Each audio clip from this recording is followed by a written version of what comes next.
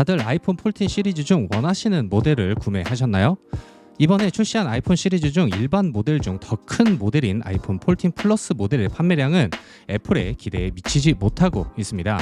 애플은 저렴하고 화면이 큰 아이폰을 구매자들이 좋아할 것이라고 예상했다고 하는데, 지금 나온 결과를 보고는 애플 내부에서 아이폰 14 플러스의 제품 수요를 재평가했으며 현 시점에서 아예 생산 중단했다는 소식입니다. 아이폰 14 플러스의 가격은 아이폰 14 프로의 가격과 크게 차이가 없지만 성능 면에서 큰 차이를 보일 뿐만 아니라 다이나믹 아일랜드를 프로 라인에만 추가하면서 사용자 입장에서는 당연히 프로 시리즈로 가거나 완전히 저렴한 아이폰 14을 구매하겠죠. 수많은 리뷰어들은 이 아이폰 14 플러스가 큰 디스플레이만을 원하는 고객이라면 저렴한 가격에 괜찮은 모델이라고 평가하고 있지만 아직까지는 큰 메리트는 없는 것 같습니다. 게다가 애플은 아이폰 15 라인에도 이 플러스 모델을 출시할 것이라는 예상까지 나왔습니다. 두 번째 소식입니다. 제 주위에는 저렴한 아이폰을 원하신다면 일반 모델보다는 아예 SE 시리즈를 구매하시는 분들이 많은 것 같습니다. 물론 저렴한 가격도 좋지만 무엇보다 아직까지 남아있는 홈 버튼 때문에 선택하시는 분들도 많으신 것 같은데요. 어제 유출자인 존 프로서가 아이폰 SE 4세대에 관한 소식을 업로드했습니다. 존 프로서는 아이폰 SE 4세대가 2018년부터 아이폰 XR의 디자인을 채택할 것이라고 주장했지만 아직까지는 아이폰 8의 디자인을 채택하고 있습니다. 하지만 얼마 전 디스플레이 전문가인 로스 영은 아이폰 SE 4세대는 디스플레이가 상단에 노치가 있는 6.1인치일 것이라고 예상했는데, 그렇다면 존 프로서가 지속적으로 주장한 아이폰 XR의 폼팩터가 사용될 것이라는 예측과 딱 맞는 의견입니다.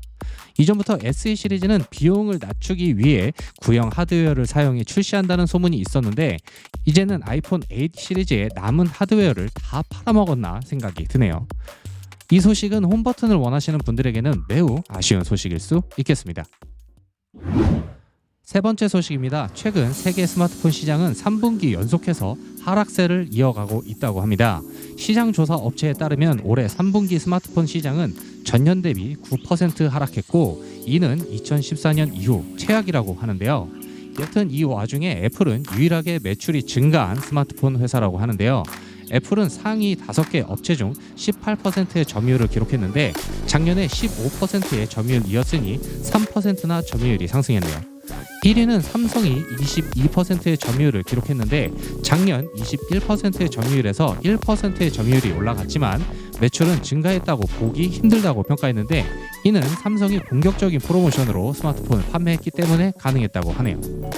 그리고 이 업체는 애플 판매량에 아주 큰 문제를 지적했는데, 이건 두 번째 소식에서 말씀드린 플러스 모델입니다. 애플은 미니의 판매량이 기대에 미치지 못해 정반대인 큰 모델을 출시했지만 이 큰 모델 역시 예상 판매량에 미치지 못했다고 했습니다. 마지막 소식입니다. 삼성은 요즘 스마트폰을 접는데 혈안이 되어 있다고 해도 과언이 아닙니다. 하지만 이 접는 스마트폰은 벌써 4번째 모델이 나오는 동안 큰 문제점들을 해결하지 못하고 있습니다. 특히나 큰 문제는 방진, 그러니까 먼지 유입에 관한 문제인데요. 접는 부분인 힌지 부분에 지속적으로 먼지가 들어가고 이 먼지는 결국 디스플레이에 충돌을 일으킨다고 평가했으며 이번 4세대에서도 이 문제는 해결되지 않았다고 합니다. 그럼 애플은 어떨까요? 애플은 곧 접는 스마트폰을 내놓을까요? 외신에서는 이에 관해 재밌는 표현을 했는데요.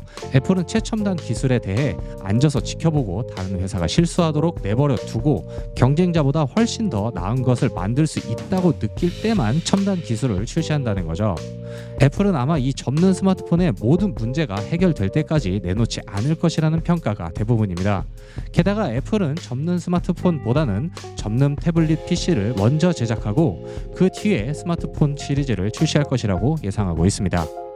하지만 이미 아이패드 미니를 출시하며 작은 태블릿을 내놓았고, 이를 보면 아직까지 접는 기기에 대한 미련이 전혀 없어 보인다고 합니다. 여기서는 2025년까지 애플이 접는 기기를 내놓지 않을 것이라고 예상하고 있네요. 오늘은 전반적인 아이폰에 관한 소식들을 모아봤습니다. 다음 영상은 아이폰 15에 관한 소식을 모아보려고 하는데요. 다음 아이폰 관련 소식이 궁금하시다면 저희 채널 구독, 그리고 이 영상에 좋아요 한 번씩 눌러주세요. 그럼 오늘은 여기까지 하도록 하겠습니다. 감사합니다. 되셨습니다.